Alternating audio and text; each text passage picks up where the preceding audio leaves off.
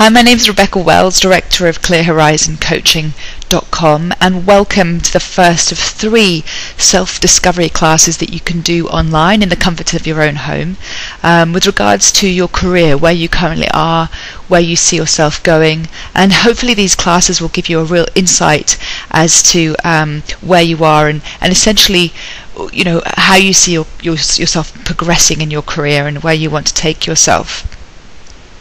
So these classes are only truly skimming the surface. I just want to make that point here. They're quite generic, so you'll be able to apply them to yourself. But if you actually want some real specific insight for your own situation, for your own challenges, then it's always best to speak to me directly. But hopefully this will give you a really kind of helpful insight to start taking some action. And to be perfectly honest, as soon as you start taking action, then you're moving forward. So I'm perfectly happy with that.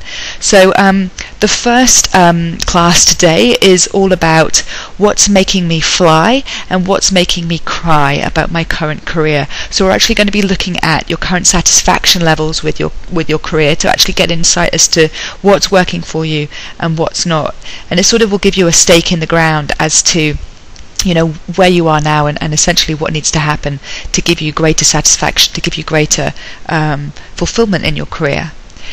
So as you can see right now on your screen, there's a wheel, a satisfaction wheel if you like. And what I'd like you to do is notice that we've got a scale on there from 0 to 10. 10 essentially equals extreme happiness, extreme satisfaction, and 0 equals not at all satisfied, not very happy at all.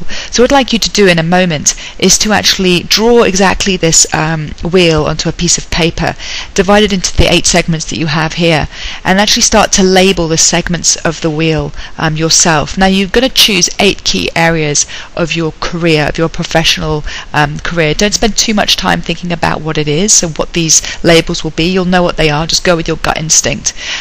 Here are some suggestions for you.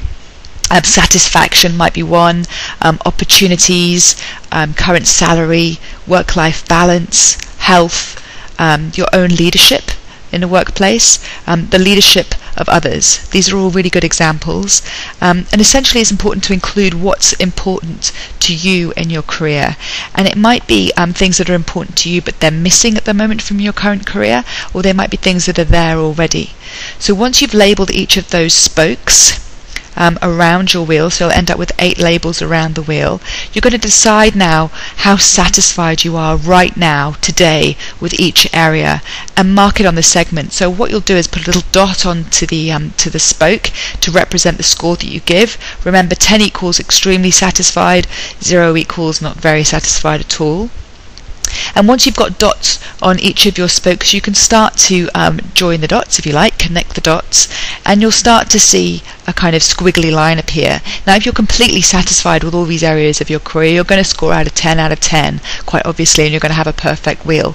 I have to say, I've never seen a client with a perfect wheel. Most people score between 3 and 7. A lot of these scores. So if yours is looking a little bit like this, as you can see on the screen now, then you're perfectly normal. Put it that way. And if you want to kind of repeat this process with aspects of your life, then obviously you can too, and decide how satisfied you are currently with your life as well. The areas that you might want to include on a wheel like that might be your relationship, finances, your savings, for example, or investment opportunities, hobbies, fun, health, fitness, friends, family. They're all really, really fantastic areas for a life wheel, just like this. But let's go back to your career wheel, because that's what we're all here for. So there will be areas in your career wheel that you are really happy and satisfied with, and that's fantastic. The key is to start looking at the ones that are scoring quite low on your wheel and think about what might be causing that low score. So have a think about what those things might be. You might want to write around the sort of side of the wheel what you think the reasons are for those low scores. There might be a few. And I think we're going to kind of go through a process of understanding what we can actually do about it. So the first question to ask yourself, is there anything that I personally could do about this? i.e., is it in my circle of influence? Do I have some influence over this? Do I have some control? Invariably you will have some control. It will vary on in terms of how much control each time, but ask yourself that very pertinent question. Often there are things that you can do to rectify a situation, but things sort of get in the way. Fear is a really common one. Fear of being judged by people, fear of trying something and it failing, fear of trying something new. These are all very common, but write down what you think those things are, and also be clear as to how much influence you have. I bet you have a lot more influence than you think you do. So what I'm going to ask you to do is take some of the lower scoring areas on your career wheel and ask yourself, what one small thing could I do in the next day or two, in the next 24 hours, that will help me to improve this? It might mean some action that you have to take. It might mean a conversation you have to have. It might be a phone call you need to make. It might be some decisions you need to make. So start getting some stakes in the ground as to what you think needs to happen, essentially, to change the situation. Ask yourself, do you need any additional support or resources to help you complete the actions? You might need some encouragement or some practical support from somebody, some emotional support from somebody to make some changes. And I think it's really important, lastly, to list what achieving those actions will get you. How will your life be better as a result of taking action on those things that are not scoring high on your satisfaction chart? Think about how your life will improve. Think about how things will be different. Think about how things will change as a result, either professional things or things in your personal life, as a result of taking action today. So I hope you've enjoyed today's self-discovery tool, what's making me fly and what's making me cry about my current career.